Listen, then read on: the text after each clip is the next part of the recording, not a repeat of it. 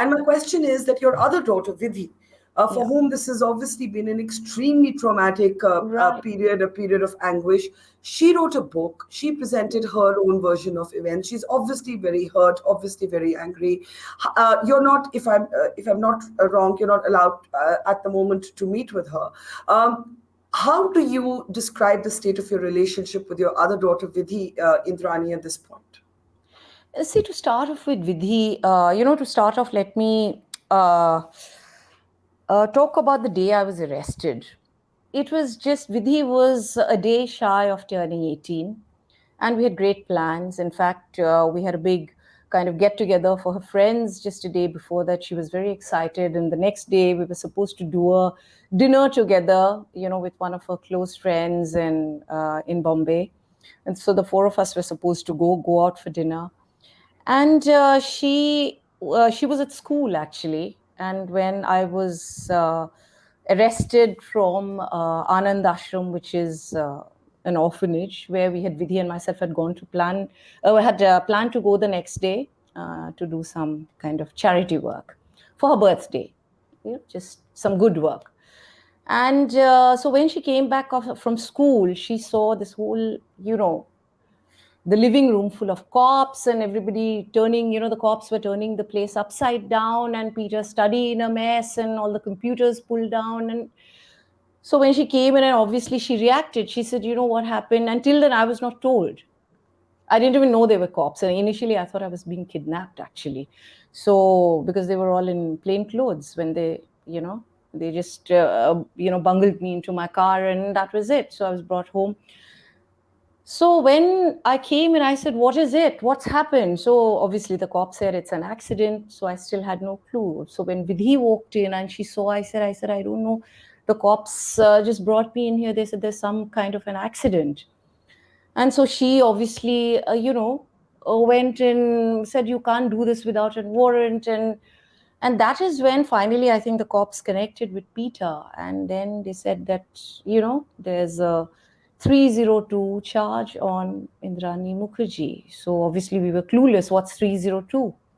So there's a murder.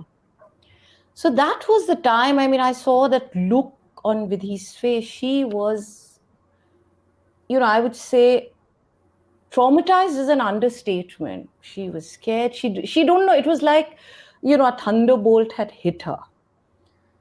So she was rooted to the spot. And we were all kind of, in a state of, complete. We were disheveled, we were shattered. We didn't know what had hit us at that point. So after that, of course, I was taken away. And I just met Vidhi the first time I was produced in court. And she was obviously in tears, and she was hugging me and holding me. Mama said, Mama, what's happened to all of us?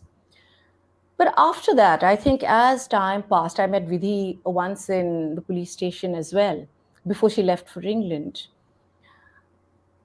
See, Vidhi had, when I was arrested, uh, Vidhi was not even 18, like I said. So the teenage years, from 13 to 18, I think I had kind of been the stricter parent in between Peter and myself. I was the stricter one. There's always one parent who indulges, and the other one who says, finish your homework and get your grades and do your piano lessons and, those kind of things.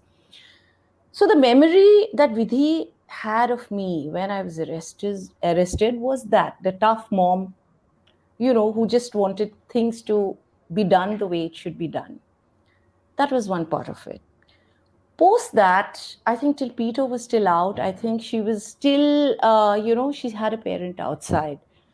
But after Peter was arrested, she was an orphan. And whatever information was being fed to her, whether I can't really name, because without evidence I can't talk, but I know whatever has come to me as a feedback. So she was dependent emotionally and financially also on a lot of people when both of us were inside. And I think to maintain peace also, she had to kind of, I think, I'm just trying to find the right word. But I think there were a lot of things that were fed to her. A, and she had memories of me which were not necessarily, of the lenient mom, which would have developed over a period of time as she was blossoming into a lady. And the other thing, I think, from her own point of understanding, own point of view, she started joining the dots herself. And that is what really came out in the book. This is her understanding, her perception of a 18-year-old. Did you read the book? Yes. No, but before, that's what I'm just coming to that. So before her book was published, she had done something which was, I think, from a legal point of view, I think she was advised to, get kind of her own ducks in a row and, make sure that there are no legal kind of issues later. So she had actually sent the book to my lawyer before it was published, well before it was published, just to say in case, check in case we had any objections. And of course, I had read everything. And my lawyers were of the opinion at that point that, the title ought to be changed. And, there's a lot of things that needed to be changed. But I felt, and that was the decision I took, that I'm not going to make any changes and let her get it out of her system the way she wants to. Because that is something, for whatever it is, I felt that she did not need to. You forget about me for a minute, forget about Peter for a minute. And I know of senior journalists who had seen Vidhi running around in knickers and in pigtails from the age of 3 and 4. I think, some of them were brutal to her, which was just so not necessary. And it was just, it was pathetic. I would say it was pathetic. Why hit out? Are you so starved of content that you need to hit out on an 18-year-old child? I would, of course, if she was an adult, let's say 18, but somebody you have seen running around in pigtails and knickers, you needed to support her. When I say you, I don't mean you, Barkha. The people who have been kind of printing or talking about malicious and fallacious things about her, which was just so brutal, so unkind. And these are the people, they should have supported her. Both her parents are inside. And why target her for something she's not responsible for? Which was the reason I had told my lawyers, I said, let her print it out, let her get it out of the system. And at the right time, in court, I am going to give all the answers to all the questions that she had in the book also. And as and when, right now I have an embargo on, speaking with Vidhi because she's one of the witnesses.